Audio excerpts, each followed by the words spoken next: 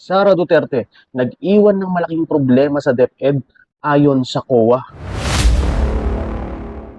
Sa isang lumabas na article ng Philippine Star ay nagpahayag ang Commission on Audit or COA na bubusisiin nito ang mga disallowances o ang mga gastos noong panahon ng si VP Sara Duterte pa ang Secretary ng Department of Education. Ayon sa COA, natuklasan sa pag-audit ang mga issue sa pagkaantala ng mga proyekto gaya ng paggawa sa mga silid-paaralan at ang mga questionableng paggamit ng confidential funds.